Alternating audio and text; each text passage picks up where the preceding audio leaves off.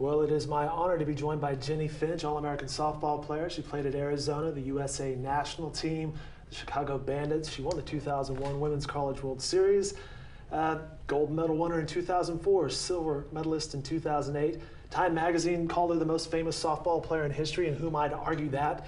She retired a few years ago to be with family. She does some broadcasting work. Enough of me, ladies and gentlemen. Jennie Finch, so nice to meet you. Thank you. And thanks for being with us here in the Opubco studios.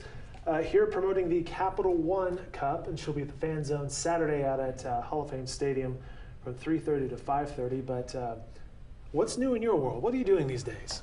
Well, first and foremost, juggling 3 beautiful children. So that takes You have up 2 of them in town with you, right? I do. I was brave enough to bring my 2 littlest ones with me. Do you travel with them a lot? My little girl, so my youngest, she usually is on the road with me. But Paisley, what's behind the name Paisley? Paisley, I liked it. I really liked Presley, but my husband didn't like Presley, so he settled on Paisley. The husband is Casey Daigle, baseball player. Yes. And three kids, Ace, Diesel, not Dylan, Diesel, and Paisley. So That's right. What was behind the names there? 2 crazy parents. Yeah. Like, I think it was 2 weeks into dating, Casey's like, hey, if this works out, I always said that I would name my first boy Ace. Would this work out? And it was like, whoa, whoa, whoa. 2 weeks into dating, he's naming kids? Yes, or I guess, I don't know, seeing if I were okay with Ace, and since I was okay with Ace, maybe he would consider. Well, I don't Ace know. is a perfect name for a baseball and softball, couple, right? He's definitely our Ace. Okay, so sure. back to, you have 2 of the kiddos with you. What are you guys doing this weekend in town? Yeah, we're soaking up softball.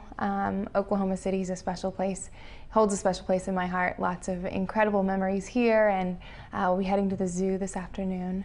One of our favorite spots. Yes. So they're pretty pumped about that. They've been in Bricktown playing on the playgrounds and hitting the splash pad up in the new park over there. So they're enjoying. Speaking of the zoo, it seems like I read a script earlier this week that Mo, the sea lion, is having a birthday party on Saturday, so you might keep that in mind. Okay. Just random worthless information for you. Let's talk about Oklahoma City. What's your impressions of the city? I love it, and to see how much it's grown, and Bricktown, downtown, my husband actually has played here as well, and so just so many magical memories, the support of the community, with just so much to do as well, and so many great restaurants, and just a great place to be, especially if you're a softball player, and it's the end of May, beginning of June. Right. Earlier this week, I believe yesterday, the ballpark's renamed the OG&E Energy Field, I believe, and it was announced that the Women's College World Series, which is in town and runs through Wednesday, will be here for many years to come. A good fit? Your impressions of that? Absolutely. Just as Omaha is to baseball, Oklahoma City is to softball, being the ASA, USA National Hall of Fame Stadium as well, and to hold the Women's College World Series for so many years. Just the history that field has, and then with the museum along with it, and the Hall of Fame, and just everything. It's an exciting place to be, to play, and they've done a huge expansion as well, which we're seeing just what they've done as far as on the field and around the stadium, the seating, everything. It's taken it up that next notch. It's pretty incredible. I was going to ask you about the expansion. When you won your national title in 2001, the attendance there was probably 2,000 maybe in the stands, which was a record attendance at that point. Last night, I believe they had a crowd of around 9,000. So it's grown a lot, and it was full. And on a Thursday. On a Thursday. I mean, just, I get the chills, being able to see how far we've come in our sport, and just the support. And I was in the elevator today, and, family from Indiana drove in, and so they're driving in from all over just to catch some of the world's best softball, and they plan their entire year around this trip. And so many father-daughter trips that I've heard of that are so special. So many memories are built around this week and a half here in Oklahoma City. I was at the Sheraton earlier this morning, which is one of the sponsor hotels in downtown Oklahoma City, and you're right, lots of athletes, lots of families, lots of just fans. It seems like it has a lot of energy to it. It does, yes. Everyone's just excited about the games, excited about the players, and I think, like we said, about our sport and how far we've come and the parity now within the game.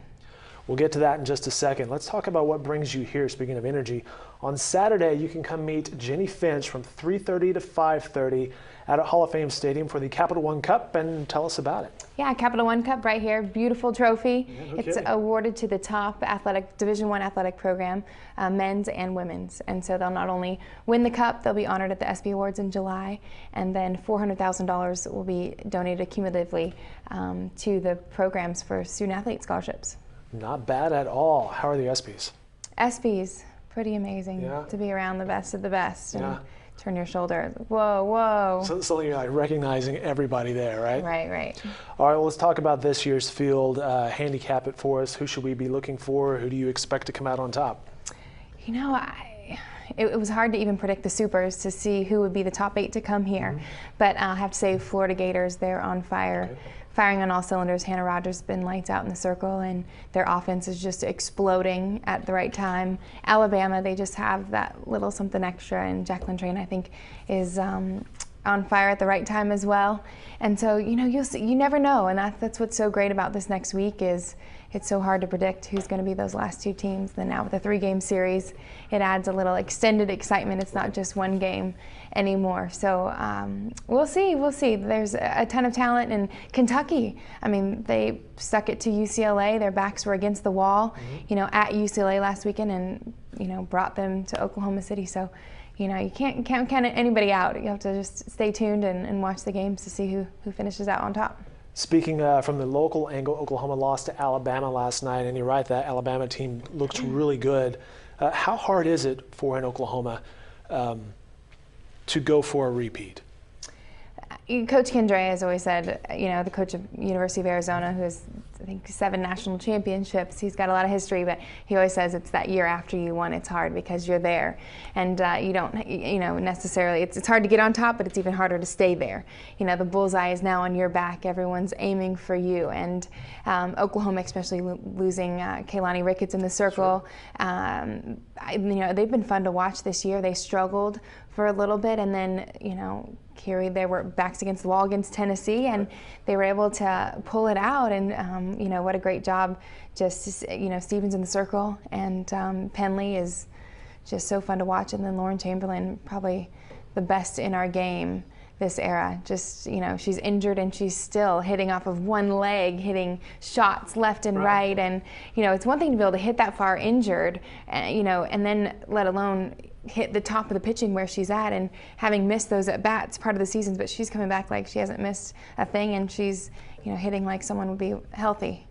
Quality analysis right there from Jennie Finch. Ladies and gentlemen, you can meet her in person from 3:30 to 5:30 on Saturday at Hall of Fame Stadium for the Capital One Cup Fan Zone. Jennie, thanks so much for your time. I've enjoyed the conversation. It was great to meet you. Thanks so much. You can go to CapitalOneCup.com if you want to check out where your school's ranked and where they are in the running for the cup. All right, very good. That'll do it. Jennie Finch, again, Saturday from 3:30 to 5:30, the Capital One Cup Fan Zone.